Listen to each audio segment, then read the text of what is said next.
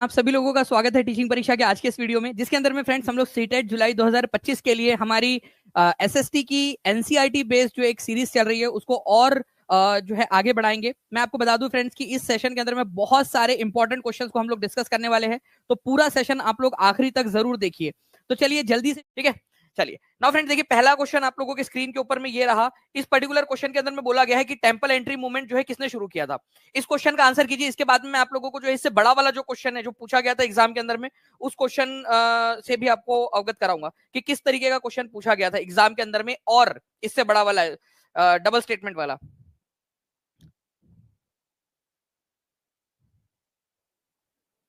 चलिए तो देखिए फ्रेंड्स, मंदिर प्रवेश आंदोलन 1927 के अंदर में किसने शुरू किया था, तो आंसर हो जाएगा डॉक्टर भीमराव अंबेडकर ने शुरू किया था इसको। ये बहुत ही इंपॉर्टेंट वाला पॉइंट है आप लोगों का, ठीक है। इसके बाद में देखिए, आप जो जो चीजें मैं बता रहा हूं आप लोगों को वो ध्यान से समझना आप लोग, ठीक है, क्योंकि उसके ऊपर में बेस आप क्वेश्चन दूंगा आपको, ठीक है, और आप लोगों ने सॉल्व करना है। चैलेंज एक्सेप्ट करते हो आप लोग? जल्दी से कमेंट में हाँ बता दीजिए अगर चैलेंज एक्सेप्ट करते हो तो, क्योंकि मैं अभी आप लोगों को यहाँ पर मैं समझाऊंगा और उसके ऊपर में बेस्ड आपसे एक क्वेश्चन पूछूंगा जो एग्जाम में आया हुआ था क्वेश्चन आपका, ठीक है। चलिए देखिए फ्रेंड, टेंपल एंट्री मूवमेंट, मंदिर प्रवेश आंदोलन, ये किसने स्टार्ट किया था? ये स्टार्ट किया था डॉक्टर भीमराव अंबेडकर ने। कौन से साल में? 1927 के अंदर में। इन्होंने जो है वो ऐसे आंदोलन जो है 1927 से लेकर 1935 के बीच में 3 बार ऐसे आंदोलनों का नेतृत्व किया डॉक्टर भीमराव अंबेडकर ने। कितने बार किया? 3 बार, ठीक है, ये याद रखना आप लोगों ने, ठीक है। 1927 से 1935 के बीच में 3 बार मंदिर प्रवेश आंदोलन किया। इसका मेन मकसद क्या था? मेन मकसद था फ्रेंड्स कि जो दलित लोग हैं जिनको मंदिरों में प्रवेश नहीं दिया जाता उनको मंदिरों में प्रवेश दिलवाना, ठीक है। जो आ, एक कास्ट सिस्टम है हमारे भारत के अंदर में, जिसमें जो है दलित लोगों को, ऊपरी जात वालों को जो है बहुत बड़ा समझा जाता है, नीची जात वालों को बहुत छोटा समझा जाता है। इवन मंदिर में भी आंदोलन उनको प्रवेश नहीं दिया जाता था। अब यहाँ पर में डॉक्टर बी आर अम्बेडकर का कोई मकसद नहीं था कि उनको कोई जो है यहाँ पर में वो फैलाना था, झगड़ा फसाद दंगा फसाद फैलाना था, ऐसा नहीं था। वो एक्चुअली जो है वो सबको दिखाना चाहते थे। क्या दिखाना चाहते थे सबको? ये दिखाना चाहते थे कि किस प्रकार से, ठीक है, यहाँ पर में कास्ट प्रिजुडाइज जो है आप लोगों का, कास्ट प्रिजुडाइज का मतलब होता है कि रूढ़िवादी पूर्वाग्रह, जो पूर्वाग्रह है लोगों के मन में कि अगर छोटी जाति का है तो वो खराब ही होगा। तो ये पूर्वाग्रह कितना डीप फैला हुआ है कि अगर कोई एक पढ़ा लिखा दलित व्यक्ति भी अगर मंदिर में घुसना जाता है तो उसको जो है घुसने नहीं दिया जाता। वो लोगों को दिखाना चाहते थे, वो कोई वो नहीं फैलाना चाहते थे कि जो है यहाँ पर में एक अराजकता फैल जाए, दंगा फसाद फैल जाए, नहीं। वो सिर्फ बताना चाहते थे कि देखो मैंने घुसने की कोशिश की, मेरे साथियों ने घुसने की कोशिश की, मैं पढ़ा लिखा व्यक्ति हूँ, विदेश से पढ़ के आया हूँ, बैरिस्टर हूँ, बट फिर भी मुझे जो है वो वहां पर में नहीं जाने दिया जा रहा है, ठीक है। तो पूर्वाग्रह दिखाना चाहते थे, वो लोगों को दिखाना चाहते थे कि समाज के अंदर में पूर्वाग्रह कितना फैला हुआ है। अब कास्ट प्रिजुडाइज और पूर्वाग्रह क्या होता है? इसका मतलब होता है कि लोग किसी को कम आंकना। पूर्वाग्रह का मतलब होता है किसी को कम आंकना। जैसे मान लीजिए ए और बी व्यक्ति है, अगर ए जो है वो बी को बिना जाने बिना पहचाने बस किसी एक रीजन की वजह से, उसकी कास्ट, ठीक है, उसकी रिलीजन या किसी एक इलाके से वो आता है, कोई धर्म से बिलोंग करता है, इस वजह से उसको कम आंकता है, तो इसको प्रिजुडाइज कहा जाता है। और अगर कास्ट के वजह से किसी को कम आंका जाता है तो उसको कास्ट प्रिजुडाइज, जातीय पूर्वाग्रह कहा जाता है। हमारे भारत के अंदर में जातीय पूर्वाग्रह बहुत ज्यादा था, वही दिखाना चाहते थे अम्बेडकर जी। तो आंसर जो है फ्रेंड्स, 1927 में मंदिर प्रवेश आंदोलन का नेतृत्व किसने किया था? डॉक्टर भीमराव अम्बेडकर ने। 1927 से 1935 तक कितने बार आंदोलन किया? कमेंट के अंदर में आप लोग मुझे बताएंगे जल्दी जल्दी से लिखकर, ठीक है। और जितने भी बच्चे जुड़ चुके हैं जल्दी से सेशन को लाइक कर देंगे फ्रेंड्स। अगर चाहते हो कि इसी तरीके के और भी क्वेश्चन करवाता रहो तो सेशन को शेयर जरूर कर देना। अब आप लोग देखिए फ्रेंड्स, आप लोगों के लिए क्वेश्चन 17 जनवरी 2022 को आया हुआ क्वेश्चन है आप लोगों का, एक्चुअल क्वेश्चन एग्जाम में पूछा गया। आंसर करेंगे सभी लोग। मैं आप लोगों के कमेंट आंसर्स का इंतजार कर रहा हूं। यहाँ पर मैं बताइए, देखिए 2 स्टेटमेंट दिए गए, असर्शन रीजन टाइप का क्वेश्चन है, एटलीस्ट ऑप्शन एलिमिनेट करने की कोशिश करो, ठीक है। एक एक कदम आगे बढ़ेंगे तो फ्रेंड्स आप लोग जो है बड़े बड़े क्वेश्चंस को भी सॉल्व कर पाओगे। असर्शन में बोला गया है डॉक्टर बी आर अंबेडकर जो है उन्होंने टेंपल एंट्री मूवमेंट को लीड किया, ठीक है, उपनिवेशिक समय काल के अंदर में, मतलब अंग्रेजों के समय में। 1927 1935 तक कॉलोनियल पीरियड था, अंग्रेजी शासन। तो डॉक्टर बी आर अंबेडकर ने जो है टेंपल एंट्री मूवमेंट को लीड किया, ये बिल्कुल सही बात है, मंदिर प्रवेश आंदोलन को। डॉक्टर बी आर अंबेडकर जो है वो लोगों को ये दिखाना चाहते थे कि कास्ट प्रिजुडाइज कितनी ज्यादा जो है पावरफुल है हमारे देश के अंदर में, ठीक है। बी आर अम्बेडकर चाहते थे कि लोग ये देखें कि समाज में जातीय पूर्वाग्रहों की जकड़ कितनी मजबूत है, बिल्कुल सही बात है, ये दिखाना चाहते थे, ठीक है। तो अब आप लोगों का आंसर देखिए, यहाँ पर में दोनों के दोनों सही है। तो यहाँ पर में ये आंसर नहीं हो सकता A is true but R is false, क्योंकि आर भी ट्रू है, तो ये भी ये आंसर नहीं हो सकता आपका। Both A and R R false, देखो दोनों के दोनों जब सही है तो ये भी आंसर नहीं हो सकता। अब कितने लोगों के ये 2 ऑप्शन एलिमिनेट हो गए? तो बस मुझे हाथ ऊपर करके बता दो, एटलीस्ट ये 2 ऑप्शन एलिमिनेट कर पाए, सी और डी को एलिमिनेट कर पाए, बस ये हाथ ऊपर कर देंगे जल्दी जल्दी से, ठीक है। अगर ये एलिमिनेट कर पाए आप लोग तो मतलब आपने आधा रास्ता तय कर लिया। ठीक है, मैं आपको बता दूं फ्रेंड, जो बच्चा पूरा लेक्चर देखेगा लाइव उसको जो है टेस्ट मिलेंगी, तो सभी पूरा का पूरा लेक्चर अच्छे से लाइव देखिए आप लोग लास्ट तक। ठीक है, टेस्ट है आप लोगों के लिए। तो फ्रेंड्स दोनों के दोनों सही है, और आर जो है वो ए का रीजन है कि उन्होंने टेंपल एंट्री मूवमेंट क्यों किया, क्या करना चाहते थे वो लोगों को दिखाना चाहते थे कि देखो कि जातीय पूर्वाग्रह कितना ज्यादा मजबूत है हमारे देश के अंदर में, कि एक पढ़ा लिखा इंसान भी अगर नीची जाति का है और वो मंदिर में जाना चाहता है तो उसको रोका जाता है। तो वो दिखाना चाहते थे, पूर्वाग्रह दिखाना चाहते थे कि कैसे जकड़ा हुआ है हमारे देश को पूर्वाग्रह ने। तो आंसर जो है फ्रेंड्स हो जाएगा both A and R are true, and R is the correct explanation of A. A को एक्सप्लेन करता है कि क्यों उन्होंने इस आंदोलन को चलाया था, तो ए यहां पर में हो जाएगा आप लोगों का, option number A is the correct answer. ठीक है, R is the reason for A या R is the explanation of A, ये याद रखना है आप सभी लोगों ने। तो इस तरीके से जो है फ्रेंड्स आप लोग आंसर कर पाए, कितने लोग आंसर कर पाए और कितने लोगों को समझ गया कि अब अगर ऐसा कोई क्वेश्चन आता है तो आप लोग सॉल्व कर पाओगे। अगर इस तरह के क्वेश्चंस करने हैं, ठीक है, तो सेशन को अच्छे से देखते रहिए आप लोग, मैं आप लोगों को सारे के सारे इस तरीके के क्वेश्चन करवा दूंगा। ठीक है, नेक्स्ट क्वेश्चन की तरफ में आगे बढ़ते, किसने सोचा था कि अंग्रेजों को पिता की भांति किसानों की रक्षा करनी चाहिए, ये किसने कहा था? चलिए, बहुत सारे लोग बोल रहे हैं, उनको समझ में आ गया, बहुत अच्छी बात है, ऐसे ही आप लोग अच्छे से देखते रहिए बस। नाउ फ्रेंड्स देखिए यहाँ पर मैं, अगर किसने सोचा कि अंग्रेजों को पिता की भांति किसानों की रक्षा करनी चाहिए, मतलब अंग्रेज लोग जो है वो पिता बन जाए, ठीक है, और जैसे पिता अपने बच्चों की रक्षा करता है वैसे किसानों की रक्षा करने की जिम्मेदारी अंग्रेजों की है। ये कहा था तुम्हारे चचा के लड़के, ठीक है, यहाँ पर में थॉमस मुनरो ने। ठीक है, मैं बताता हूँ आप लोगों को कैसे हुआ क्या था। हमारे भारत के को आप 3 हिस्सों में इस तरीके से बांट सकते हो। ठीक है, यहां पर में जो था, यहां था परमानेंट सेटलमेंट।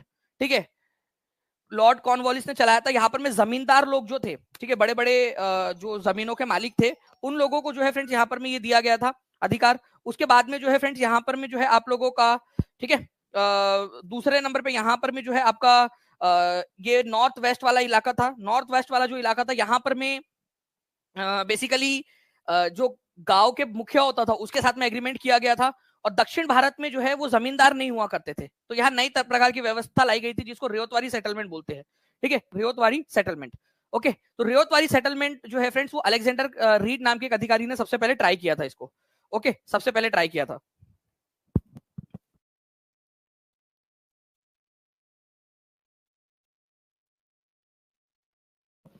तो अलेक्जेंडर रीड जो है फ्रेंड्स, ये आप लोगों ने याद रखना है कि वो अधिकारी थे जिन्होंने सबसे पहले, ठीक है, रियोतवारी, रियोत का मतलब क्या होता है, किसान, ना तो जमींदारों के साथ में एग्रीमेंट करेंगे, ना तो जो है गांव के मुखिया के साथ में, डायरेक्टली किसानों के साथ में एग्रीमेंट करेंगे।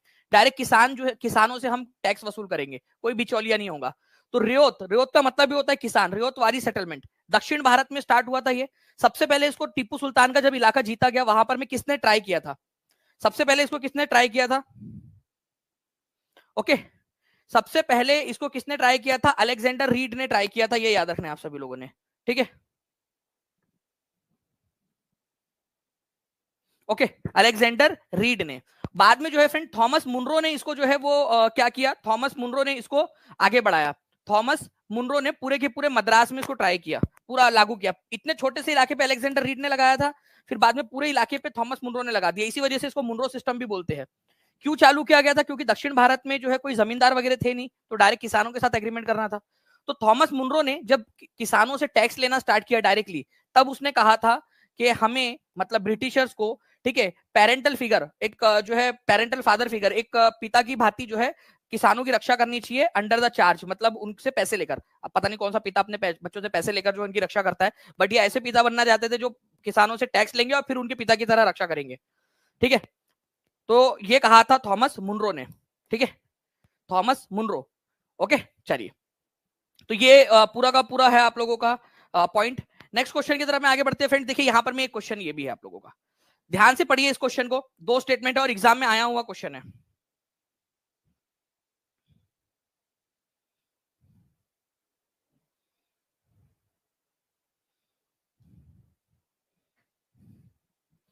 ठीक है, तो देखिए, about 2000 years ago there was a famous physician named Charak. ठीक है, 2000 साल पहले एक फेमस जो है फिजिशियन हुआ करते थे, चिकित्सक हुआ करते थे, जिनका नाम था Charak. He stated that human body has 360 bones. उनके अनुसार इंसानों के शरीर के अंदर में 360 हड्डियां होती है। ठीक है, तो बिल्कुल सही बात है, आज से करीब 2000 साल पहले चरक नाम के एक वैद्य पैदा हुए थे। उन्होंने कहा था कि मनुष्य के शरीर में 360 हड्डियां होती है। वो बात अलग है कि वो गलत थे, लेकिन कहा तो था ना उन्होंने। ठीक है, तो ये पॉइंट सही है कि उन्होंने ऐसा कहा था उनके अनुसार, क्योंकि उन्होंने कहा था। ठीक है, चरक जो है वो इस नतीजे पर कैसे पहुंचे कि 360 हड्डियां, जबकि हमें आज पता है कि केवल जो है 206 हड्डियां होती है, ठीक है। तो उन्होंने शायद जो है दांतों को भी हड्डियों में गिन लिया, जो जॉइंट्स होते हैं हमारे दो हड्डियों के बीच में उनको भी गिन लिया, कार्टिलेजेस जो होते हैं हमारी, ठीक है, उनको भी उन्होंने जो है यहाँ पर में गिन लिया। तो ये चीज जो है बिल्कुल सही है, एनसीईआरटी में दिया हुआ है कि शायद वो इस नतीजे पर ऐसे पहुंच गए होंगे 360, क्योंकि बहुत बड़ा गैप आ गया 206 360 के अंदर में, ठीक है। तो फ्रेंड्स टीथ, जॉइंट और कार्टिलेज को मिलाकर वो इस नतीजे पर पहुंच गए होंगे। तो दोनों के दोनों पॉइंट सही है, आंसर होगा both A and R B R true. देखिए करीब 2000 साल पहले तुम्हारे चचा का लड़का चरक, ठीक है, ये क्या हुआ था, फेमस फिजिशियन था एक, ठीक है, चिकित्सक था, वैद्य था, ठीक है।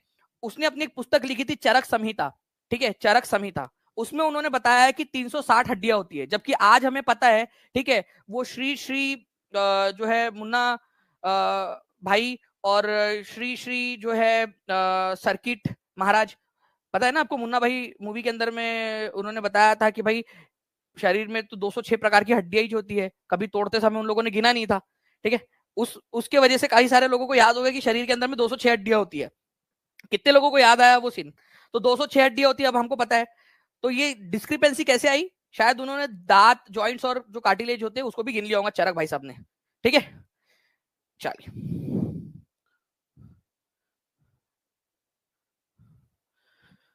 तो ये आप लोगों को थोड़ा सा याद रखना है फ्रेंड्स, इंपॉर्टेंट है, एग्जाम के अंदर में आप लोगों से पूछा जा सकता है ये, ओके। तो चरक संहिता चरक ने लिखी थी और 2000 साल पहले लिखी थी। किसी ने पूछा जीवक के बारे में बता दीजिए। तो जीवक जो है ये बिंबिसार के समय के फिजिशियन थे, बिंबिसार के। बिंबिसार ने उनको गौतम बुद्ध का इलाज करने के लिए भी भेजा था एक बार। तो यही पूछा जाता है कि जीवक किसके समय के थे, तो जीवक बिंबिसार के समय के थे, उनके राजकीय वैद्य थे। तो ये दोनों पॉइंट्स आप लोगों को समझ में आ गए होंगे होपफुली। नेक्स्ट क्वेश्चन की तरफ में आगे बढ़ते हैं। एक बार जो है फ्रेंड्स सभी के सभी लोग, जितने भी लोग देख रहे हैं, सेशन को जल्दी से लाइक कर देंगे, ठीक है, ताकि इसी तरीके के और भी सेशंस आप लोगों के लिए लिए जा सके। सेशन को लाइव आप लोगों ने पूरा देखना है, क्योंकि आपका इस क्लास के बाद में आप लोगों की तुरंत जैसे ही क्लास की एंड आएंगे मैं आपको लिंक दूंगा, लास्ट क्लास में लास्ट क्वेश्चन के बाद में मैं आपको लिंक दूंगा। जी हाँ, रोज होती है क्लास रेणु चौधरी जी। जी, तो माझा प्रवास वॉज रिटन बाय, ठीक है, माझा प्रवास किसने लिखी है, ठीक है। तो माझा प्रवास जो है फ्रेंड्स ये मराठी जो है वाक्य है। इसका मतलब होता है मेरी यात्रा, ठीक है, मेरी यात्रा। तो कौन सी यात्रा की थी उन्होंने? 1857 का जो विद्रोह हुआ था ना उस समय में, ठीक है, विष्णु भट्ट गोडसे, उन्होंने जहां जहां भी गए उन्होंने 1857 के विद्रोह को अपने आंखों से देखा और उसको लिखा उन्होंने, ठीक है। तो 1857 के अंदर में माझा प्रवास नाम की जो पुस्तक है, माई ट्रेवल, ठीक है, ये विष्णु भट्ट गोडसे ने लिखी थी, ठीक है। इसमें उन्होंने क्या किया, उन्होंने जो भी उन्होंने देखा, ठीक है, उसके बारे में उन्होंने जानकारी आप लोगों को प्रदान की। कैसे जानकारी दी उन्होंने कि कहा क्या युद्ध हो रहा था, अंग्रेजों की क्या स्ट्रेटेजी थी, भारतीय सैनिक कैसे इकट्ठा हो रहे थे, वगैरह वगैरह। अब उन्होंने खुद ने देखा और खुद से लिखा, इसको प्राइमरी सोर्स मानेंगे या सेकेंडरी सोर्स, ये भी बता दीजिए आप लोग। विष्णु भट्ट गोडसे के द्वारा लिखित माझा प्रवास, मेरी यात्रा, माय ट्रेवल्स, ये प्राथमिक स्रोत होगा इतिहास को जानने का या द्वितीयक स्रोत? बताइए जल्दी से।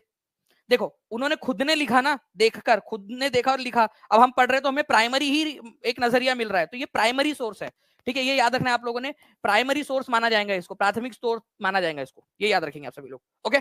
चलिए नाउ फ्रेंड्स, अब देखिए यहां पर में एक बोला गया है कि, और ये भी एनसीईआरटी बेस्ड क्वेश्चन है, एग्जाम में आया हुआ है आपके सीटेट के, पुरुष और महिला कंकाल अवशेषों के अध्ययन और उनमें विभेद के लिए हमें किस पर ध्यान देना चाहिए? मतलब अगर हम लोगों को कंकाल मिलता है, ठीक है, ये मान लो कंकाल मिला, अब ये लड़का है कि लड़की आपको कैसे पता चलेगा, ठीक है, पुरुष है या महिला है, कैसे पता चलेगा? तो देखिए अगर ज्वेलरी पहनी है तो महिला है, ज्वेलरी अगर उसने पहनी है, ठीक है, दिला दे मुझे हरी हरी चूड़िया, ठीक है, क्या था यहाँ पर में वो और गाने में, अपना बना ले, ठीक है, और एक गाना और था यहाँ पर में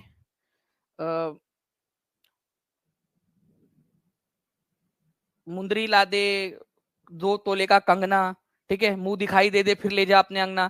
तो भाई लड़की लोग ही थोड़ी पहनती है। अब आप ये इमेज देखिए, ये भाई साहब इनके अलग जो है नवाबी शौक है, ठीक है, ये देखिए कितना मतलब इनको शौक है पहनने का, लड़का है लेकिन पूरा मतलब शौक, शौक बड़ी चीज है भाई, ठीक है। ये देखिए आप लोग, ठीक है, पूरा चूड़ी उड़ी पहन के, तो लड़के भी पहन सकते हैं, क्या पता भाई, उनकी मर्जी, ठीक है। लड़के, अरे भाई चले जा, कितना दिखने का शौक है तुझे? तो देखो पूरा लड़का जो है पहना है, अभी मर गया मान लो ऐसे ही पहन के, ठीक है, तो क्या बोलेंगे, लड़की है करके? ये नहीं, तो हम ज्वेलरी से नहीं पहचान सकते, क्योंकि ज्वेलरी कुछ भी हो सकता है, लड़के भी पहन सकते हैं। तो bone structure age large hip indicates a woman, bone structure age large hip indicates a man, woman buried alongside they indicate a man. ठीक है, वेपन्स, अगर वेपन है, ठीक है, हथियार है साइड में रखा हुआ, तो पुरुष है भाई। हो सकता है लड़की ने भी रखा हो, ठीक है, लड़की ने जो है अपने पति को किसी और के साथ में देख लिया, ठीक है, अपने पति को भी उसने काट दिया और उसकी गर्लफ्रेंड को भी काट दिया ऐसे, ठीक है, और खुद कब्र में जाकर लेट गई और अपने बाजू में जो है हथियार रख दिया, ठीक है, धरती में समा गई। भाई लड़कियां भी खतरनाक होती है, तो ऐसा नहीं है कि वेपन जो है वो रखा तो मैन ही होगा, वुमेन भी हो सकती है वो। अब बात आती है ये बोन स्ट्रक्चर की, बोन स्ट्रक्चर। अब इसमें देखिए कि लार्जर हिप, ठीक है, जो कुल्हा है, ठीक है, वो किसका बड़ा हो सकता है? जो वुमेन होती है ना, उनको अपने वूम के अंदर में, अपने पेट के अंदर में बेबी को कैरी करना होता है। इसी वजह से नेचर ने क्या किया है, यहाँ पर में जो कुल्हा होता है उसको थोड़ा सा, ये जो कुल्हा है, ठीक है, इसको बड़ा बनाया है, ठीक है, महिलाओं का बड़ा होता है। और यहाँ पर में जो है फ्रेंड्स, जो मेल होते हैं उनका कुल्हा छोटा होता है, क्योंकि उनको अपने पेट में बेबी तो रखना नहीं है, ठीक है। तो यहाँ पर में जो कुल्हा है, बोन स्ट्रक्चर है, उससे हम पहचान सकते हैं, ये याद रखना है आप लोगों ने। ओके, किसी भी स्केलेटन का अगर सेक्स पहचानना है कि लड़का है या लड़की है, तो आप देखोगे कि जो हिप है, जो अगर हिप वाला एरिया, कुल्हे वाला एरिया जो है वो बड़ा है, तो समझ जाएंगे कि वो महिला है, महिला है। और अगर वो हिप वाला एरिया जो है वो स्मॉल है, छोटा है, ठीक है, तो वो पहचानेंगे कि मेल है। तो इस पर्टिकुलर क्वेश्चन का आंसर होगा ऑप्शन नंबर बी। यहां पर मैं ये सही दिया है, बस बाकी सारे गलत है, ठीक है। चलिए, तो इस तरीके से जो है फ्रेंड्स इसका आंसर हो जाएगा। अब मैं चाहूंगा फ्रेंड्स कि जल्दी जल्दी से आप सभी लोग, ठीक है, अगर चाहते हो कि इस तरीके से सारे क्वेश्चंस मैं आपको करवा दूं, तो सेशन को लाइक जरूर कर, सेशन को एक साथ लाइक कर देंगे, ताकि इसी तरीके एनर्जी से मैं आपको पढ़ा सकूं। अब ये देखिए, ये क्वेश्चन भी मैं आपको बहुत आसानी से समझाऊंगा, ठीक है, और आज के बाद आप कभी इस क्वेश्चन को नहीं भूलोगे। अपने कक्षीय समतल पर पृथ्वी के अक्ष का झुकाव कितना कोण बनाता है? ध्यान से समझिएगा आप लोग, आपसे क्या पूछा गया है, what is the angle of inclination of earth axis. ठीक है, पृथ्वी के जो है यहाँ पर भी इंक्लिनेशन कितना है अपने ऑर्बिटल प्लेन के साथ में। क्या मैं आप लोगों को पहले ये समझा दूं? आप लोगों ने आंसर कर दिया है, ठीक है, मैं आप लोगों को समझा देता हूं, आप लोग देखिए कैसे होगा इसका आंसर। ठीक है, देखिए फ्रेंड्स, हमारी पृथ्वी जो है ऐसे गोल गोल गोल गोल घूम रही है और थोड़ी टेढ़ी भी है। क्या है इसका मतलब? ये है हमारी पृथ्वी, ठीक है, ध्यान से समझिएगा आप लोग, आप जिंदगी भर नहीं भूलोगे इस चीज को, याद रखना आप लोग। ये हमारी पृथ्वी है, मान लो मैं पृथ्वी हूँ, ठीक है, और ऐसा मैं बिल्कुल एकदम मस्त बैठी सीधा हूँ, ठीक है, और ऐसा गोल गोल घूम रहे, गोल गोल रानी, इतना इतना पानी, ठीक है, गोल गोल रानी, गोल गोल घूम रहे। और ये है ऑर्बिटल प्लेन, मतलब जिस जिस सतह पर मैं घूम रहा हूँ, ठीक है, एक इमेजिनरी सतह है ऐसी बिल्कुल सीधी, यहाँ पर मैं मान लीजिए आप लोग, ठीक है, यहाँ पर मैं एक इमेजिनरी सतह मान लेते हैं हम लोग ऐसे, ठीक है। उसके साथ में कितना एंगल बना रहा है, मेरा जो एक्सिस है, ये जो बीच का एक्सिस है जिसके अराउंड में घूम रहा हूँ, वो 90 डिग्री बना रहा है, ठीक है, 90 डिग्री का एंगल बना रहा है। ओके, 90 डिग्री का एंगल यहाँ पर मैं बना रहा है, 90 डिग्री का एंगल। लेकिन मान लो यहाँ से कोई चीज आके टपाक से जोर से आके टकरा गई मेरे से, ठीक है, ऐसे जोर से आके टकरा गई, तो मैं ऐसा था, ऐसा ऐसा गोल गोल घूम रहा था, ऐसा ऐसा, ठीक है। अब मैं क्या हूँ, थोड़ा सा ऐसा झुक जाऊंगा, ऐसा ऐसा झुक झुक के गोल गोल घूमूंगा, तो वही पृथ्वी के साथ में हुआ कि पृथ्वी जो पहले 90 डिग्री का एंगल बनाती थी, उसका एक्सिस 23.5 डिग्री झुक गया, 23.5 डिग्री झुक गया। तो पहले जो 90 डिग्री का कोण बनाता था, ठीक है, अपने ऑर्बिटल प्लेन के साथ में वो, ठीक है, 90 डिग्री का एंगल बनाता था, अब वो कितना बनाएगा, अब वो बना पाएगा केवल और केवल, ठीक है, अब वो बना पाएगा केवल 66.5 डिग्री का, 66.5 डिग्री का एंगल बना पाएगा अपने ऑर्बिटल प्लेन के साथ में। देखो एक्सिस कितना झुका हुआ है, पहले 0 डिग्री झुका हुआ था, फिर कुछ आके जोर के टकराया, ठीक है, 23.5 डिग्री झुक गया। पहले जब वो सीधा खड़ा था, बिल्कुल झुका हुआ नहीं था, तो अपने ऑर्बिटल प्लेन के साथ में कक्षीय सतह के साथ में 90 डिग्री बनाता था, अब 23.5 डिग्री झुक गया तो 66.5 डिग्री ही बना रहा है, ठीक है। तो ये समझिए आप लोग, जब भी पूछे कि कक्षीय सतह के साथ में कितना एंगल बना रहा है, तो 23.5 डिग्री झुकने के बाद में 66.5 डिग्री का एंगल बना रहा है। और आप देखिए हमारी पृथ्वी इसी तरीके से झुकी झुकी सी पृथ्वी घूम रही है यहाँ पर में, तेरी झलक अशरफी टाइप की, ठीक है, पुष्पाराज टाइप का, तो झुकी झुकी से हमारी पृथ्वी गोल गोल घूम रही है। तो यहां पर में आंसर क्या हो जाएगा इस पर्टिकुलर क्वेश्चन का, ठीक है, ध्यान से समझिए आप लोग, अपने कक्षीय समतल पर पृथ्वी के अक्ष का झुकाव कितना है। देखो क्या बोल रहा है, ऑर्बिटल प्लेन के साथ में उसका झुकाव कितना है, ऑर्बिटल प्लेन के साथ एक्सिस का झुकाव कितना है, तो ऑर्बिटल प्लेन के साथ में उसका झुकाव जो है वो 66.5 डिग्री का है, ठीक है, 66.5 डिग्री का। यहां पर में ये आंसर होगा आपका, 23.5 नहीं होगा, 66.5 क्यों होगा, क्योंकि पूछा है कि ऑर्बिटल प्लेन के साथ में उसका एंगल कितना बन रहा है। एक चीज याद रखना, कभी भी अगर यहाँ पर में कक्षीय समतल या ऑर्बिटल प्लेन आ जाए, तो आंसर जो है वो बिंदास 66.5 डिग्री लगा के आना, बिना डरे, कोई भी एग्जाम दे रहे हो आप लोग, ठीक है। अगर ऑर्बिटल प्लेन आ जाए, ठीक है, तो समझ जाना कि आप लोग जो है फ्रेंड्स 66.5 डिग्री लगाना है आप लोगों ने। और केवल अगर एक्सिस पूछता कि एक्सिस कितना झुका है, कक्षीय समतल नहीं होता, तो आंसर 23.5 डिग्री होता। ओके चलिए बहुत बढ़िया फ्रेंड्स, यहाँ पर में हम लोग केवल और केवल जो है 46 लाइक्स दूर है हमारे पहले टारगेट से, तो सभी लोग जल्दी जल्दी से सेशन को लाइक जरूर कर देंगे। ठीक है चलो नेक्स्ट क्वेश्चन की तरफ में हम लोग आगे बढ़ते हैं। आई होप ये चीज आपको समझ में आ गई होंगी। ठीक है तो पृथ्वी अपनी धुरी पर 23.5 डिग्री झुकी हुई है, लेकिन अपने कक्षीय सतह के साथ में या कक्षीय समतल के साथ में 66.5 डिग्री का एंगल बनाती है। नाउ नाउ फ्रेंड देखिए मानसूनी वन भी कहा जाता है। कौन से वाले जंगल है जिनको मानसूनी वन भी कहते हैं हम लोग, मानसूनी वन। ठीक है इनको कहा जाता है। ठीक है तो मानसूनी वन कहा जाता है आपका ऐसे जंगल को जो मानसून में हरे भरे रहते, बाकी समय नंगू पुंगू हो जाते, मतलब पत्ते झड़ जाते उसके। तो केवल मानसून के सीजन में वो हरे भरे रहते, इसी वजह से उनको मानसूनी, ठीक है, फॉरेस्ट कहा जाता है, मानसूनी वन कहा जाता है। तो ये वन है आप लोगों के ट्रॉपिकल एरिया के डेसिडुअस फॉरेस्ट। देखो मैं आपको बताता हूं, ट्रॉपिकल एरिया में 2 प्रकार के जंगल पाए जाते हैं। ट्रॉपिकल एरिया कौन सा, ये वाला। ठीक है यहां पर मैं ट्रॉपिक ऑफ कैंसर से लेकर ट्रॉपिक ऑफ कैप्रिकॉर्न के बीच वाला जो एरिया है, ये एरिया दिख रहा है आपको। ठीक है ये जो एरिया है ना, ये वाला एरिया, ठीक है, इस एरिया को आप लोग कहते हो ट्रॉपिकल एरिया, उष्णकटिबंधीय क्षेत्र। यहाँ 2 प्रकार के जंगल पाए जाते हैं। एक जंगल होता है जो हमेशा हरा भरा रहता है, उसको क्या बोलोगे आप लोग, वो जंगल जो हमेशा हरा भरा रहता है उसको क्या कहा जाएगा, उसको कहा जाएगा एवरग्रीन फॉरेस्ट, सदाबहार। ठीक है सदाबहार वन। तो ट्रॉपिकल जोन में है और हरा भरा है हमेशा, तो ट्रॉपिकल एवरग्रीन फॉरेस्ट, उष्णकटिबंधीय सदाबहार वन। ठीक है हमेशा हरे भरे रहेंगे। लेकिन कुछ पेड़ पौधे या कुछ जंगल इसी एरिया में, उष्णकटिबंधीय क्षेत्र में ऐसे भी पाए जाते हैं जो हमेशा हरे भरे नहीं रहते, केवल मानसून के सीजन में वो हरे भरे होते हैं, तो उनको कहा जाएगा। ठीक है क्योंकि वो पत्ते झड़ा देते हैं अपने, बाकी समय में केवल मानसून के सीजन में ही हरे भरे रहते हैं और बाकी समय में उनके पत्ते झड़ जाते हैं, तो उनको कहा जाता है उष्णकटिबंधीय, क्योंकि ये उष्णकटिबंधीय क्षेत्र में पाए जाते हैं ट्रॉपिकल जोन में। तो ट्रॉपिकल या उष्णकटिबंधीय पर्णपाती मतलब पत्ते गिरा देने वाले, ठीक है, वन। तो उष्णकटिबंधीय क्षेत्र में पाए जाने वाले पर्णपाती वन जो कि मानसून के सीजन में केवल हरे भरे रहेंगे, बाकी समय में अपने पत्ते गिरा देते हैं, पर्णपाती हो जाते हैं, इसी वजह से उनको उष्णकटिबंधीय पर्णपाती वन कहा जाता है। देखिए यहाँ पर में ट्रॉपिकल डेसिडुअस का मतलब होता है जो अपने पत्ते झड़ा देते हैं बाकी समय में। ठीक है फॉरेस्ट केवल मानसून के सीजन में हरे भरे रहते हैं, इस वजह से इनको मानसूनी फॉरेस्ट भी कहा जाता है। ठीक है चलिए आगे मैं आपको बताता हूं मैं कि ट्रॉपिकल डेसिडुअस फॉरेस्ट, उष्णकटिबंधीय पर्णपाती वन जो बाकी समय में अपने पत्ते गिरा देते, केवल मानसून के सीजन में ही हरे भरे रहते हैं, उनको मानसूनी फॉरेस्ट कहा जाता है। भारत में, नॉर्थ ऑस्ट्रेलिया में, सेंट्रल अमेरिका के अंदर में बहुत ज्यादा पाए जाते हैं। ये एक्सपीरियंस करते हैं सीजनल चेंजेस को। मान लो बारिश का सीजन आया तो वाह हरे भरे हो गए, क्या बात है। ठीक है और बारिश का सीजन चला गया, ठीक है, तो नंगू पुंगू मतलब उनके पत्ते झड़ जाते हैं और वो एकदम बेयर दिखते हैं। मतलब आपको पता है ना, आप लोगों ने देखा होगा कि पत्ते नहीं होते ज्यादा उनके ऊपर में, ज्यादातर पत्ते उनके झड़ जाते हैं और बारिश का सीजन आया तो उनकी मौज हो जाती है, भाई अपना तो समय आ गया करके टाइप का। ओके तो ये लोग सीजनल चेंज को एक्सपीरियंस करते हैं, ट्रॉपिकल डेसिडुअस फॉरेस्ट। बारिश का सीजन आया तो हरे भरे, बारिश का सीजन चला गया तो नंगू पुंगू। ओके चलिए समझ में आ गया आप लोगों को ये चीज। तो हमेशा याद रखना monsoon forest tropical deciduous forest को कहा जाता है। ये आज की टेस्ट आप लोगों को मिलेंगी ना, आज जो भी बच्चा लाइव देख रहा है पूरा सेशन, उसको टेस्ट मिलने वाली है, तो पूरा सेशन लाइव देखिए आप लोगों को बहुत ज्यादा अच्छा लगेगा। ठीक है टीचिंग परीक्षा मतलब ऑथेंटिक, बिल्कुल रूपाली जी बहुत बहुत शुक्रिया। चलिए यहाँ पर में कौन से फॉरेस्ट पाए जाते हैं, कौन कौन से जंगल पाए जाते हैं, ठीक है, इस जंगल में पेड़ कौन से पाए जाते हैं। आपको एक क्वेश्चन बन सकता है कि अगर मैं आपसे पूछूं कि इन जंगलों में से, ये इन ऑप्शन में से भारत में सबसे ज्यादा कौन से पेड़ पौधे मिलते हैं। ये बीपीएससी के एग्जाम में आया था, टीआरई के अंदर में ऐसा ही सेम क्वेश्चन DSSB के जो है आप लोगों का जो टीजीटी हुआ था उसके एसएसटी वाले सेक्शन में पूछा गया था कि भाई जो भारत है उसमें कौन से वाले पेड़ पौधे सबसे ज्यादा पाए जाते हैं। तो भारत में इस प्रकार के पौधे सबसे ज्यादा पाए जाते हैं। ठीक है ट्रॉपिकल डेसिडुअस फॉरेस्ट टाइप के सबसे ज्यादा पाए जाते हैं, ये अपने आप में क्वेश्चन है।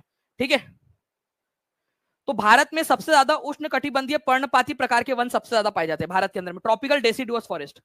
तो कौन कौन से एग्जांपल है इसके, साल, टीक, नीम, शीशम। ठीक है देखो आप लोगों ने नीम का पेड़ अक्सर अपने घर के पास में देखा होगा। ठीक है नीम का पेड़ देखा है ना सभी लोगों ने। ठीक है साल का पेड़, टीक का पेड़, शीशम का पेड़, ये हमारे भारत के अंदर में अक्सर मिलते हैं। ठीक है इसके अलावा हमारे भारत के अंदर में जो है फ्रेंड्स इन डेसिडुअस फॉरेस्ट में टाइगर, लायन, ठीक है, एलिफेंट, लंगूर, मंकी। लंगूर और मंकी तो कितने सारे हमारे देश के अंदर में। ठीक है ना, आप लोगों को पता ही है, आप लोगों ने भी देखा ही होगा अपने आसपास में। तो ये लंगूर, बंदर, बाघ, शेर, हाथी, ये सब जानवर डेसिडुअस फॉरेस्ट के अंदर में पाए जाते हैं। और इसमें कौन से मेन पेड़ पौधे वो भी याद रखना है आप लोगों ने। मैं टीम से रिक्वेस्ट करूंगा कि प्लीज इसके ऊपर में क्वेश्चन बना दिया जाए जल्दी से, इस स्लाइड के ऊपर में स्टेटमेंट टाइप का, ठीक है। अभी थोड़ी देर में पूछूंगा मैं आप लोगों से इसके ऊपर में क्वेश्चन। चलिए, तो ये ट्रॉपिकल क्षेत्र में पाए जाते हैं, इसी वजह से इनको ट्रॉपिकल क्षेत्र बोलते हैं। किस क्षेत्र को विश्व का उद्यान कहा जाता है, ये भी क्वेश्चन आया हुआ है, ये आपका यूपी टेट में आया हुआ है आप लोगों का, ये क्वेश्चन आप लोगों का सीटेट के अंदर में भी आया हुआ है, ये क्वेश्चन आप लोगों का जो है फ्रेंड बीपीएससी के अंदर में आया हुआ है, यही सेम क्वेश्चन जो है आप लोगों का फ्रेंड डिफरेंट एसएससी की एग्जाम्स में भी आया हुआ है। ऑर्चर्ड ऑफ द वर्ल्ड, विश्व का उद्यान या विश्व का फल उद्यान इसको कहते हैं। तो विश्व का फल उद्यान कहा जाता है मेडिटेरियन रीजन को, भूमध्य सागरीय क्षेत्र को। अब ये भूमध्य सागरीय क्षेत्र कहां पर में है? कितने लोगों को वर्ल्ड मैप पर भूमध्य सागर कहा है ये बात पता है? भूमध्य सागर, देखिए फ्रेंड्स, भूमध्य सागर जो है मैप के अंदर में मैं आपको दिखाना चाहूंगा, ठीक है, जस्ट अ सेकंड। ये देखिए आप लोग, अगर यहां पर मैं आप देखोगे, ठीक है, ये हमारा प्यारा भारत है, ठीक है। और इस क्षेत्र में अगर आप अफ्रीका और यूरोप के बीच में देखोगे तो यहां पर में है आपका, ठीक है, मेडिटेरियन सी, भूमध्य सागर, इसको भूमध्य सागर बोलते हैं। तो यहां पर में इस एरिया के अंदर में नींबू वंश के फल बहुत ज्यादा पाए जाते हैं, ठीक है, नींबू वंश के, साइट्रस फ्रूट उनको बोला जाता है। और यहाँ बहुत जो है एक्सट्रीम क्लाइमेट होता है, अलग ही प्रकार का क्लाइमेट है। तो उस वजह से इस क्षेत्र को आप लोग क्या कहते हैं? विश्व का फलोद्यान, ऑर्चर्ड ऑफ द वर्ल्ड कहा जाता है, विश्व का फलोद्यान। तो विश्व का उद्यान या विश्व का फल उद्यान, orchard of the world, Mediterranean reason को कहा जाता है। ये याद रखना है आप लोगों ने, भूमध्य सागरीय क्षेत्र को कहा जाता है। इंपॉर्टेंट है, याद रखिएगा आप सभी लोग, ठीक है, भूमध्य सागरीय क्षेत्र को कहते हैं, ठीक है। और भूमध्य सागरीय क्षेत्र कहाँ है? भूमध्य सागर के आसपास में। भूमध्य सागर कौन से महाद्वीपों के बीच में है? कौन से दो महाद्वीप आपको यहां पर में दिख रहे हैं जिनके बीच में आपको भूमध्य सागर दिखाई दे रहा है? बताइए जल्दी से, देखे तो कितने लोग देखकर अच्छे से आंसर कर पाते हैं, ठीक है। भूमध्य सागर कौन से दो महाद्वीपों के बीच में, ठीक है, उनके मतलब एक का दक्षिणी छोर, एक का ऊपरी छोर है, तो अफ्रीका और यूरोप के बीच में। वेरी गुड, ठीक है। नाउ फ्रेंड्स देखिए यहां पर में आपका जो भूमध्य सागरीय क्षेत्र है, ठीक है, उसको हम लोग विश्व का फल उद्यान कहते हैं। नाउ फ्रेंड्स अब देखिए यहां पर में साल, सागौन, नीम, शीशम जैसे दृढ़ लकड़ी वाले पेड़, मतलब हार्डवुड, जिससे फर्नीचर वगैरह बनता है, ट्रांसपोर्ट कंस्ट्रक्शन का मटेरियल बनता है, इस प्रकार के वन कौन से जंगल में पाए जाते हैं? ठीक है, नीम का पत्ता, ठीक है। चलिए, तो यहां पर में देखिए फ्रेंड्स, नीम, साल, सागौन, शीशम, ठीक है, ये सारे के सारे आप लोगों के क्या है, ये याद रखना है आप लोगों ने फ्रेंड्स, ये आपके ट्रॉपिकल क्षेत्र में पाए जाते हैं, डेसिडुअस फॉरेस्ट जो भारत के अंदर में पाया जाता है। तो ट्रॉपिकल क्षेत्र में ये भी याद रखना है आप लोगों ने,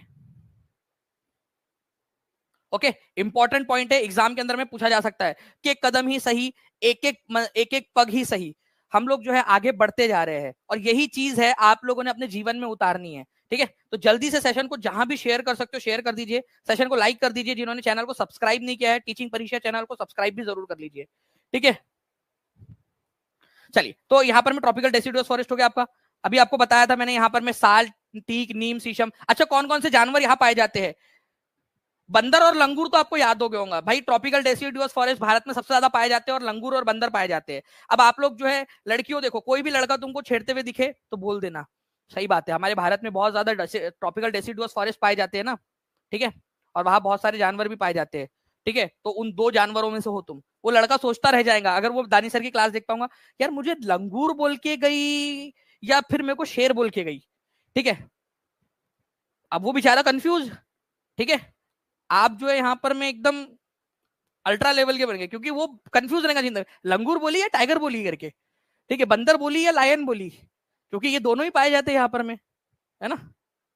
चलिए, एलिफेंट भी पाए जाते हैं कुछ मोटे माटे लोग, ठीक है, मेरे जैसे मोटे लोग। चलिए चलिए फ्रेंड्स, ट्रॉपिकल डेसिडुअस फॉरेस्ट की बात करें हम लोग यहाँ पर में, तो बाघ, शेर, हाथी, लंगूर, बंदर यहाँ सब पाए जाते हैं। वयोवृद्ध गांधीवादी नेता एक, ठीक है, एक गांधीवादी नेता थे, ठीक है, उन्होंने 1952 में भूख हड़ताल पर बैठ गए थे वो, क्योंकि हमारे भारत के अंदर में जो है यहाँ पर में ये ऐसा जो पूरा पूरा राज्य था, ये इसका नाम था मद्रास राज्य, ठीक है, ये आज के तमिलनाडु और आज के आंध्र प्रदेश से मिलकर बना था, ठीक है। तो उनका मानना था कि आंध्र प्रदेश को अलग राज्य बनाया जाए, आंध्र तेलुगु भाषा के आधार पर अलग राज्य बनाया जाए। तो कौन से राज्य के लिए उन्होंने भूख हड़ताल की थी? आंसर हो जाएगा आंध्र प्रदेश को लेकर। कितने दिन तक वो हड़ताल पर बैठे थे, ये भी क्वेश्चन बन सकता है आप लोगों से। तो एज पर एनसीईआरटी, ये याद रखना है आप लोगों ने फ्रेंड्स, उन्होंने 58 डेज तक, 58 डेज एनसीईआरटी में दिया है, 58 दिनों तक उन्होंने भूख हड़ताल की थी। ठीक है। 58वें दिन जो है 15 दिसंबर, ठीक है, 15 दिसंबर 15 दिसंबर 1952 को उनकी मृत्यु हो गई फाइनली, हड़ताल पर, भूख हड़ताल पर बैठे बैठे, गांधीवादी नेता थे, गांधीवादी विचारों पर चलते थे, उनकी मृत्यु हो गई। फिर जाकर, तब जाकर केंद्र सरकार की आंख खुली और फिर आंध्र प्रदेश को अलग किया गया, आंध्रा राज्य बनाया गया तेलुगु भाषा के आधार पर। तो भाषा के आधार पर बनने वाला पहला राज्य बना था आंध्र प्रदेश, ठीक है, ये याद रखना आप लोगों ने। उन्होंने 19 अक्टूबर 1952 को स्टार्ट किया और 15 दिसंबर 1952 को उनकी मृत्यु हो गई। 58 दिनों तक वो बैठे रहे तेलुगु लोगों के लिए अलग राज्य की मांग करने के लिए। और फाइनली फ्रेंड्स, इनकी मृत्यु के बाद में केंद्र सरकार को डर लगा, तो उन्होंने जो है वो एक अलग राज्य बना कर दिया। कौन सा राज्य था? ठीक है, आंध्र राज्य। तो आंध्र प्रदेश जो है वो पहला राज्य बना था, ये याद रखना है आप लोगों ने। तो एक क्वेश्चन बन गया यहां पर, में आप लोगों से पूछा जा सकता है, भाषा के आधार पर, भाषा के आधार पर, ठीक है, आधार पर सबसे पहले कौन सा राज्य बना था? आंध्र प्रदेश बना था, आंध्र प्रदेश, ठीक है, आंध्र प्रदेश बना था। और कब बना था? तो 1 अक्टूबर को, 1 अक्टूबर, ठीक है। कौन से साल में? तो ये बना था 1953 के अंदर में, ठीक है, 1 अक्टूबर 1953 को बना था। इंपॉर्टेंट है, इसको मार्क करेंगे आप सभी के सभी लोग। भाषा के आधार पर बनने वाला आंध्र प्रदेश। और कौन सी भाषा के आधार पर बना था? तेलुगु भाषा के आधार पर, तेलुगु, तेलुगु स्पीकिंग लोगों के लिए। ये भी याद रखना है आप सभी लोगों ने, इंपॉर्टेंट पॉइंट है, एग्जाम में पूछा जा सकता है। चलिए नेक्स्ट क्वेश्चन, तुकाराम किस राज्य में के एक प्रसिद्ध भक्ति संत थे? संत तुकाराम, वैष्णव जन तो तेने कहिए जो पीर पराई जाने रे, वो एक जो है गुजराती संत थे, नरसिंह मेहता, उन्होंने लिखे थे भक्ति गीत। वैसे ही संत तुकाराम जो है, इन्होंने बहुत सारे भक्ति गीत लिखे, विठ्ठल विठ्ठल विठ्ठला, हरि ओम विठ्ठला, मराठी भाषा में लिखे इन्होंने। तो महाराष्ट्र के मराठी भक्ति संत थे, ठीक है। इन्होंने, इनके जो गीत थे उनको क्या कहा जाता था? संत तुकाराम के गीत को अभंग कहा जाता था, अभंग। इनके गीतों को क्या कहा जाता है? अभंग। मराठी भाषा के जो धार्मिक गीत है उनको अभंग कहा जाता था, महाराष्ट्र के थे। एक थे जो मैंने अभी स्टार्टिंग में बताया आपको, वैष्णव जन तो तेने कहिए जो पीर पराई जाने रे, वो लिखा है नरसिंह मेहता जी ने। मैं टीम से रिक्वेस्ट करूंगा कि प्लीज वो नरसिंह मेहता वाला क्वेश्चन अगर हम लोग यहाँ पर में और ऐड कर सके हमारे प्यारे बच्चों के लिए, तो प्लीज उसको भी ऐड कर दिया जाए, ताकि हम एक सिस्टमेटिक तरीके से, साइंटिफिक तरीके से जो है हम लोग पढ़ाई को आगे बढ़ाए, ठीक है।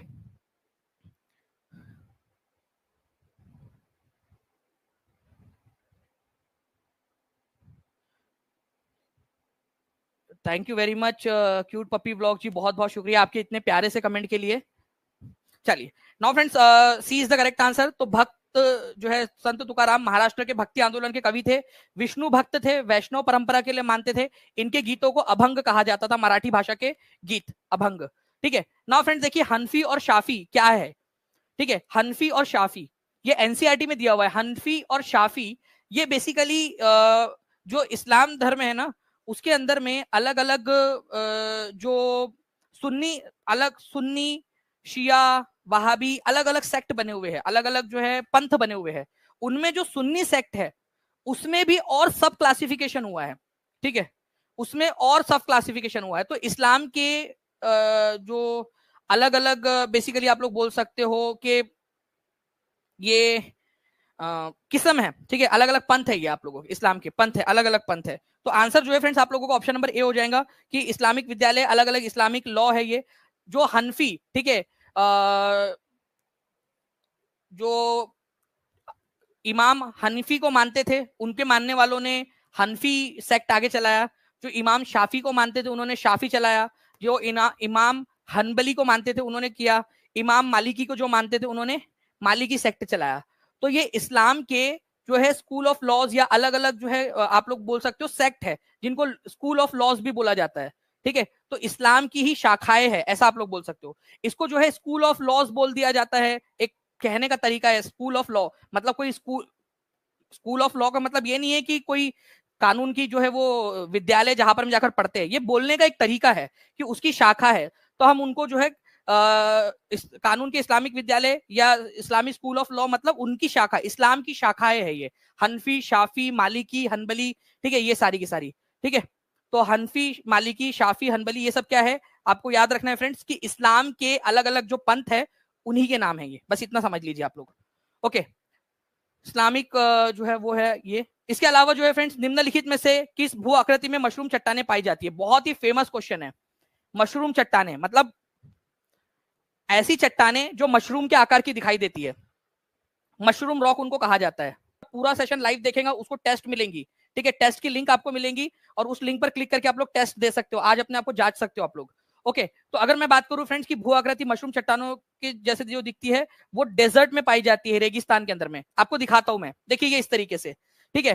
क्या होता है ना, रेगिस्तान में जो हवाएं चलती है वो समुद्र जो सतह है, भूमि की सतह, उसके पास में ज्यादा तेजी से चलती है, तो यहाँ पर में ज्यादा वो काटती है, एक एक कण काटती है, और ऊपर में जो है उसका हिस्सा थोड़ा बड़ा होता है। पहले ये चट्टान ऐसी थी, ठीक है, पहले मैं ऐसा दिखता था, वो एक आती थी ना एड, फिर मैंने जो है हर्बल लाइफ का ये प्रोडक्ट खाया, उसके बाद में मैं एकदम पतला हो गया, वो उस तरीके का। तो ये चट्टान इस प्रकार से मान लीजिए, चट्टान की आत्मकथा लिखेंगे तो पहले मैं पूरी चट्टान दिखती थी, फिर बाद में धीरे धीरे हवाएं चलने लगी, हवाएं चलने के बाद में मेरा नीचे का हिस्सा जो है ये ज्यादा कट गया, ऊपर वाला हिस्सा ज्यादा बड़ा रह गया, तो अब मैं ऐसी मशरूम टाइप की दिखती हूँ बस, ठीक है। ये इस तरीके से आप लोगों को याद रखना है ये आपका, ठीक है, ये पूरा का पूरा है। इसको अगर मैं बड़ा करके आप लोगों को दिखाने की कोशिश करूं तो ये उस प्रकार से कुछ तो भी दिखेगा। नीचे वाला हिस्सा नैरो होता है, ठीक है, संकरा होता है, ऊपर वाला हिस्सा जो है बड़ा होता है। और ये पागल लड़का है कि लड़की पता नहीं, ठीक है भाई, यहाँ जाके मैं कभी ना खड़ा हूं, मेरे को डर लगेगा कि ये गिर ना जाए टपक करके। आप लोगों में से कोई खड़ा रहना पाएगा क्या यहाँ पर? मैं, आप बताइए, कोई खड़ा रहना चाहेगा? मैं तो ना जाऊँ यहाँ भाई, मेरे को डर लगेगा कि एक आध क्रैक क्रूक होगा, उसमें पटाख करके गिरा तो कचुम्बर बन जाएगा इसका यहाँ पर में, ठीक है। तो ये इस तरीके की जो मशरूम रॉक है आपको कहाँ मिलती है? अब ये सवाल उठता है आपका, तो ये मशरूम रॉक मिलती है डेजर्ट के अंदर में, ठीक है, रेगिस्तानी इलाके में, रेगिस्तान के अंदर में मिलती है। आप लोगों को ये याद रखना है आप लोगों ने फ्रेंड्स, मशरूम रॉक। इसका लोअर सेक्शन जो होता है आप लोगों का वो इरोड हो जाता है, इसी वजह से वो थोड़ा पतला हो जाता है, लोअर सेक्शन पतला हो जाता है, संकरा हो जाता है, ऊपर वाला हिस्सा ब्रॉड होता है, ये याद रखना है आप लोगों ने, ठीक है। चलिए, किस शिलालेख में चोलों के अधीन ग्राम प्रशासन का उल्लेख है? चोल, देखिए फ्रेंड्स, आज से करीब जो है ठीक है 1200-1300 साल पहले यहाँ दक्षिण भारत के अंदर में चोल साम्राज्य जो है शासन करता था। एक समय ये काफी बड़ा भी हो गया था, लेकिन फिर बाद में धीरे धीरे छोटा हो गया, ठीक है। तो चोल साम्राज्य, ठीक है, यहाँ पर में इनके इलाके में जो प्रशासन है, ठीक है, वो ग्रामीण स्तर पर चलता था, मतलब ग्राम पंचायत हुआ करती थी उनके इलाके में। ये हमको सबूत कैसे मिलते हैं? ठीक है, तो ये चोल प्रशासन के अंदर में ग्राम पंचायतें चलती थी, उसका सबूत हमको मिला है उत्तरा मेरूर नाम के एक जगह पर। वहां हमको एक शिलालेख मिला है, एक पत्थर के ऊपर में लिखा हुआ मिला है कि कैसे कैसे ग्राम प्रशासन चलता था, मतलब उनके पास में पंचायती व्यवस्था थी, इसका ये मतलब हुआ, ठीक है। तो चोलों के समय में पंचायती व्यवस्था हुआ करती थी, इसका उदाहरण तमिलनाडु के उत्तरा मेरूर नाम के जो गांव है वहां पर मैं आप लोगों को मिला है, ठीक है। चेंगुलपुट नाम की एक जगह है, वहां पर में उत्तरा मेरूर नाम का गांव है, वहां मिला है आपको, ठीक है, जिससे पता चलता है कि गांव में ग्रामीण व्यवस्था हुआ करती थी, उत्तरा मेरूर, ठीक है, ये याद रखना है आप लोगों ने। वैसे आप लोग मुझे बता सकते हो, चलो ये मैंने बता दिया आपको तमिलनाडु में। जूनागढ़ कौन से राज्य में पड़ता है आज के? ऐहोल कौन से राज्य में पड़ता है? नासिक कौन से राज्य में पड़ता है? एक शहर है नासिक, बताइए जल्दी जल्दी से। चलो, ये चारों जगह आपको पता होनी चाहिए कहाँ कहाँ पर में है। तो चलो 20 का आंसर हो जाएगा आप लोगों का। ये देखो, ये इस तरीके से ये आपको शिलालेख मिला है, दीवार के ऊपर में लिखा हुआ था, पूरा का पूरा पत्थर पे, दीवार के ऊपर में पत्थर टंगा दिया गया था पूरा का पूरा, ठीक है। तो तमिलनाडु के चिंगलेपुट जिले के अंदर में आप लोगों को उत्तरामेरूर नाम की जगह पे शिलालेख मिला है। नाउ नाउ फ्रेंड, देखिए यहां पर मैं आपको बोला गया है कि blank encircles the continent of Antarctica and extend northward to 60 degree south latitude. आपको पता है ये हमारी पृथ्वी मान लीजिए, यहां पर में अंटार्कटिका है, ठीक है। तो अंटार्कटिका से लेकर 60 डिग्री साउथ जो लैटिट्यूड है आपका, 60 डिग्री साउथ तक, वहां तक का जो समुद्र है उसको क्या बोलते हैं? Atlantic ocean, Arctic ocean, southern ocean या पैसिफिक ओशियन? आप एक एजुकेटेड गैस लगाओ, क्या हो सकता है? आप लगाइए जल्दी जल्दी से। बहुत बढ़िया फ्रेंड्स, आप लोग जो है बताते भी जा रहे हो कि कौन सा इलाका कहाँ है। जूनागढ़ गुजरात में, नासिक महाराष्ट्र के अंदर में है, ऐहोल नाम की जगह कर्नाटक में है, ये याद रखना। काफी कम लोगों ने लिखा है ऐहोल, ठीक है, तो ऐहोल जो है कर्नाटक में है। चलिए, तो आंसर जो है फ्रेंड्स इसका हो जाएगा सदर्न ओशियन, ठीक है, दक्षिणी सागर। देखिए ये आर्कटिक है, अंटार्कटिका है, अंटार्कटिका के पास में यहाँ पर में 60 डिग्री वाली जो लाइन है ना, यहाँ से नीचे में जो पूरा समुद्र है, इसको सदर्न ओशियन, दक्षिणी सागर बोला जाता है, ठीक है। आप लोगों को यहाँ 2D में नहीं दिख रहा होगा उसको ठीक से कि उसने उसको घेरा हुआ है, आप 3D में देखिए इसको इस तरीके से। ये अंटार्कटिका अगर नीचे से जाकर देखोगे तो ये 60 डिग्री वाले जो सर्कल है ना हमारा, उसके अराउंड में पूरा का पूरा ऐसे सदर्न ओशियन है यहाँ पर में, दक्षिणी महासागर, ठीक है। तो दक्षिण के अंदर में है तो दक्षिणी महासागर, बिल्कुल। तो ये दक्षिणी महासागर आप लोग देख पा रहे हो, अंटार्कटिका को ऐसे घेरे हुए 60 डिग्री से लेकर अंटार्कटिका तक पूरा का पूरा जो है वो आपका सदर्न ओशियन है। या आप ऐसे अगर इसको देखोगे इस तरीके से 3D डायग्राम के अंदर में, तो उसमें आपको अच्छे से समझ में आएगा। ओके, बेरिंग जलडमरू मध्य जो है वो कौन से दो सागरों को जोड़ता है, कौन से दो पानियों के बीच बनाता है? वेरी गुड पीहू, आपने भी लिख दिया अच्छे से। चलिए, बहुत बढ़िया फ्रेंड्स। और पूरा सेशन अच्छे से देखिए, आप लोगों के लिए टेस्ट का इंतजाम किया गया है। टेस्ट आप लोग जो है दोगे फ्रेंड्स, ठीक है, ताकि अच्छे से आप लोग जो है अपनी जांच कर सके। बेरिंग जलडमरू मध्य उथले पानी का एक संकीर्ण क्षेत्र है जो किसको किसको जोड़ता है। तो देखिए, बेरिंग जलडमरू मध्य जो है फ्रेंड्स, ये किसको जोड़ता है? यहाँ पर में अगर आप हमारी दुनिया को देखोगे यहाँ पर में, तो ये एशिया है, यहाँ अमेरिका है, ठीक है, ये ऑस्ट्रेलिया या साउथ अमेरिका, यहाँ पूरा एशिया, यहाँ अफ्रीका और ये यूरोप वगैरह। तो एशिया का रशिया वाला भाग और उत्तरी अमेरिका का अलास्का वाला भाग, इसके ऊपर में यहां पर में, ठीक है, इधर वाले साइड के अंदर में आप लोगों को मिलेगा फ्रेंड्स आर्कटिक ओशन, आर्कटिक महासागर, और इधर में है प्रशांत महासागर। और इन दोनों को जोड़ा हुआ जो है वो है यहां पर में बेरिंग जलडमरू मध्य, बेरिंग जलडमरू मध्य। ओके, तो ये आप लोगों ने याद रखना था कि भाई वो जो दो जोड़ा हुआ है ना, वो है बेरिंग जलडमरू मध्य आप लोगों का, ठीक है, दोनों को जोड़ा हुआ जो है। तो आर्कटिक ओशियन और प्रशांत महासागर को बेरिंग स्ट्रेट या बेरिंग जलडमरू मध्य जोड़ता है। ये डायरेक्ट क्वेश्चन पूछा गया आप लोगों का सीटेट की एग्जाम के अंदर में। आर्कटिक महासागर और प्रशांत महासागर को जोड़ता है बेरिंग जलडमरू मध्य, ठीक है, इंपॉर्टेंट पॉइंट है आपका। ठीक है, चलिए नेक्स्ट क्वेश्चन की तरफ में हम लोग आगे बढ़ते हैं फ्रेंड्स। आपको बताना है अजंता गुफा चित्रों में प्रयुक्त रंग निम्नलिखित में से किस सामग्री से प्राप्त हुए थे? अजंता के अंदर में आज भी जो आपको चित्र मिलते हैं वो बहुत ही यूनिक चित्र आपको मिलते हैं अजंता की गुफाओं के अंदर में, अगर आप अजंता जाओगे तो, ठीक है। तो अजंता के अंदर में जो चित्र बनाए गए थे वो बनाए गए थे पौधों और खनिजों से, नेचुरल कलर थे, प्लांट से लिए गए थे, ठीक है, और मिनरल से, नेचुरल कलर एकदम प्लांट और मिनरल से, पौधों और खनिजों से ये कलर बनाए गए थे। तो आंसर इसका ऑप्शन नंबर सी हो जाएगा आप लोगों का। तो प्लांट और मिनरल से ये कलर बनाए गए थे, इसी वजह से आज भी ये कलर इतने ज्यादा 1500 साल बाद भी आप लोग देखोगे तो इतने ज्यादा जो है ये कलर आपको चमकीले दिखाई देते हैं, ठीक है, चमकीले और एकदम साफ दिखाई देते हैं ये कलर, ठीक है, ये देख पा रहे हो आप लोग, देखो इतने बढ़िया तरीके से वहां पर में दिखता है।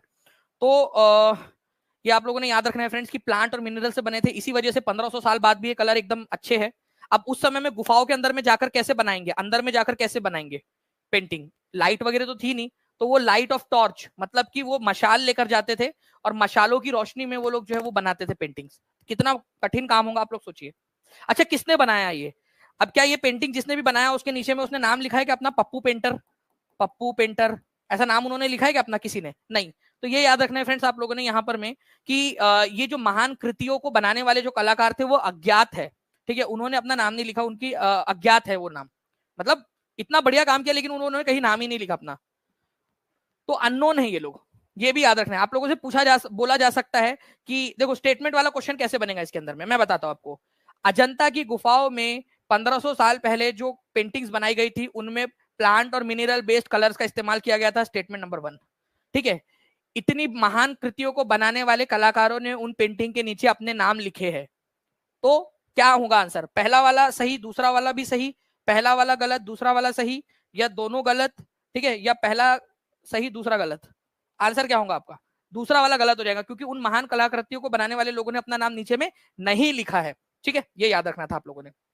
चलिए जल्दी जल्दी से फ्रेंड्स सेशन को लाइक एंड शेयर करते रहेंगे, जहां भी शेयर कर सकते हो, टेलीग्राम, फेसबुक, व्हाट्सएप, इंस्टाग्राम। अगर आप चाहते हो कि इसी तरीके से मैं आपको पूरा कंटेंट अच्छे से पढ़ा दूं आप लोगों को, तो आप लोग जल्दी जल्दी से जहां भी शेयर कर सकते हो शेयर कर देंगे आप लोग।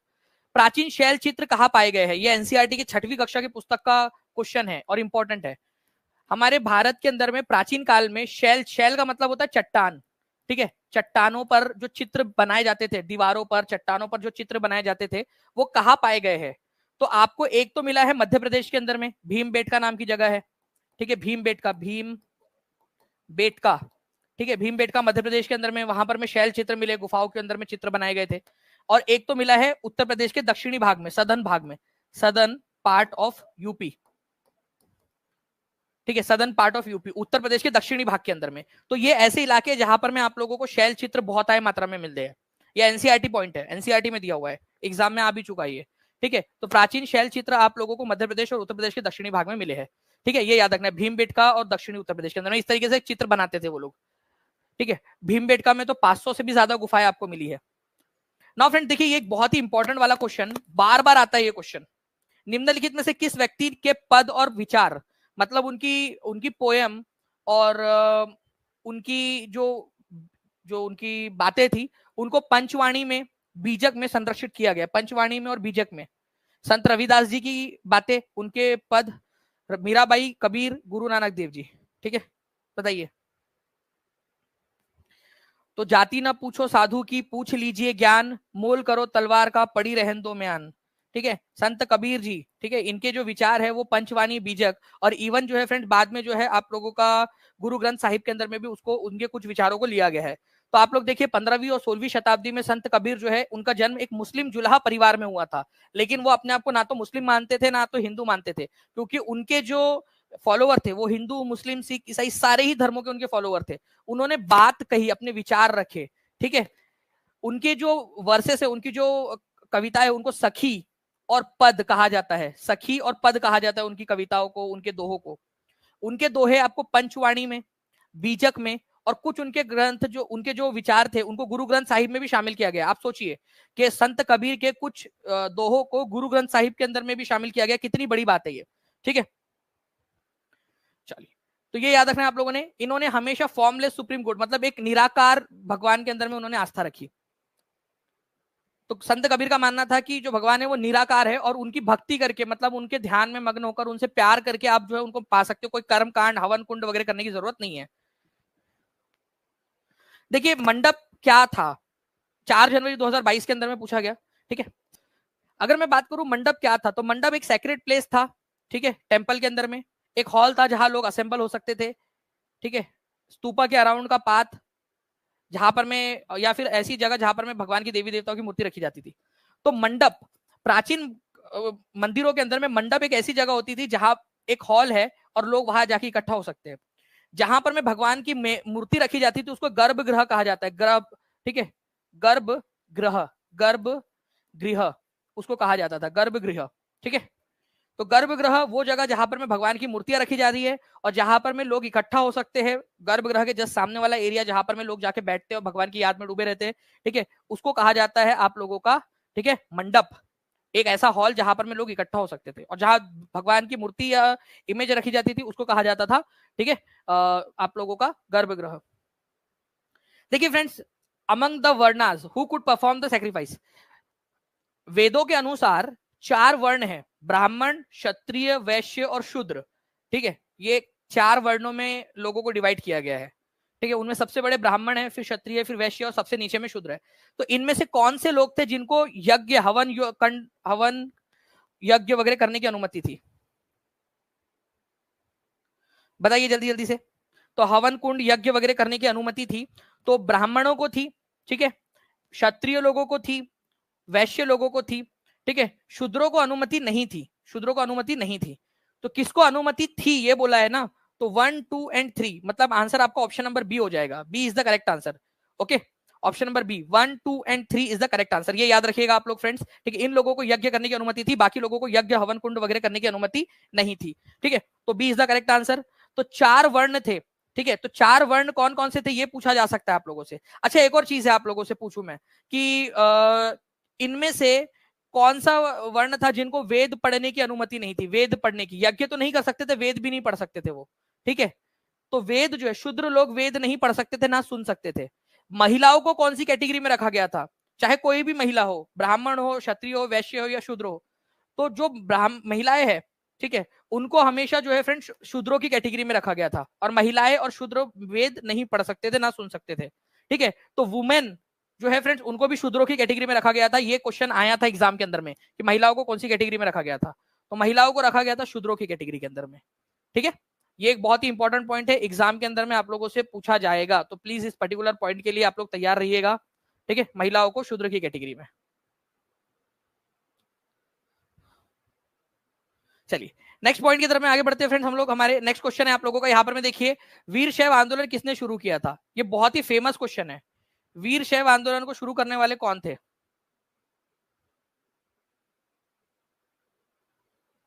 वीर शैव आंदोलन को शुरू किसने किया था? कल आप लोगों को बताया था मैंने वीर शैव आंदोलन के बारे में।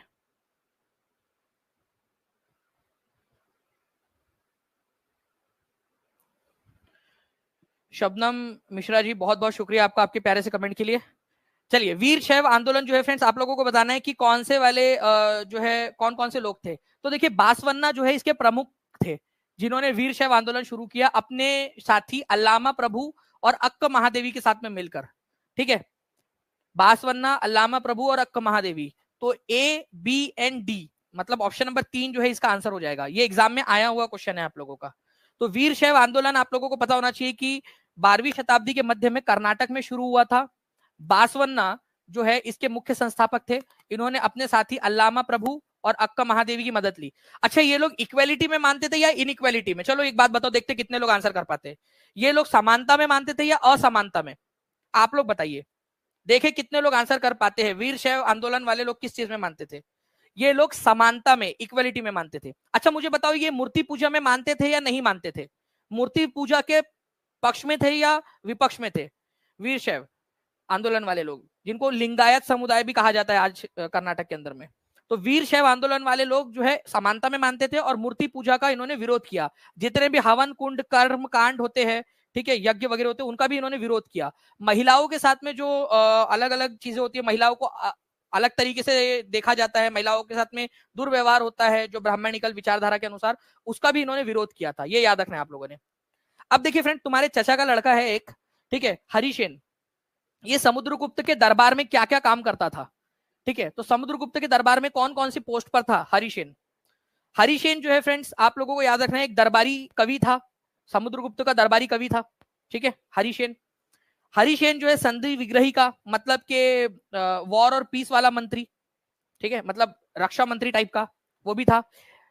हरिसेन के पिताजी जो है महादंड नायक थे, मतलब चीफ जस्टिस टाइप के थे उनके पिताजी। तो ये अपने आप महादंड नायक बन गया, मतलब कि कुछ पोस्ट हेरिडिटरी होती थी, वंशानुगत होती थी, पिता के बाद में बेटा उनका बन जाता था। ठीक है, तो कवि भी था, संधि विग्रहिका की पोस्ट मिली हुई थी उसको, महादंड नायक की पोस्ट उसके पिताजी की वजह से मिल गई थी, और साथ ही साथ जो है वो कुमार अमात्य भी था, सबसे इंपॉर्टेंट वाला मंत्री। हरिसेन मतलब देखा अपने कितने सारी पोस्ट अपने पास में रखा हुआ था ये। ठीक है, तो सारे के सारे पोस्ट थी उसके पास में, पोएट भी था, संधि विग्रही का भी था, महादंड नायक भी था, और तुम्हारे चचा का लड़का जो है ये एक जो है महाअमात्य, कुमार अमात्य की पोस्ट भी इसके पास में थी। ठीक है, समुद्रगुप्त का दरबारी कवि, जिसने समुद्रगुप्त के बारे में बहुत सारी बातें लिखी है कि समुद्रगुप्त इतना महान था, समुद्रगुप्त जो है उसने सैकड़ों लड़ाइयां लड़ी और जीती, समुद्रगुप्त जो है वो चित्रकार था, समुद्रगुप्त कवि भी था, समुद्रगुप्त जो है वो वीणा भी बजाता था। तो भाई तुम्हारे समुद्रगुप्त में सारी सारी खूबियां थी, मतलब सारे के सारे लड़के जो है वो जो है वो यहाँ पर में जल समाधि ले ले या भूमि समाधि ले ले, मतलब यार सारी सारी सारी खूबियां इसी में थी। ठीक है, सारी की सारी खूबियां इसी में थी, हम लोगों में मतलब कुछ है ही नहीं। मतलब अगर ये होता यहाँ पर में तो कोई लड़की, सारी लड़की बोलती कि हमारा हमारा पति कैसा हो, समुद्रगुप्त जैसा हो, अपने पति को ताने मार रही होती। देखो समुद्रगुप्त को कविताएं लिखनी आती, वो कितना बड़ा योद्धा है, उसको वायलिन बजाना भी आता है, उसको वीणा बजाना आता है, उसने जो है वो उसको भगवान के समान उसकी उपाधि दी गई है। इतनी सारी खूबियां सब उसी एक इंसान में भर दी। और इसके बारे में किसने लिखा है? ये इसी ने, हरिसेन ने।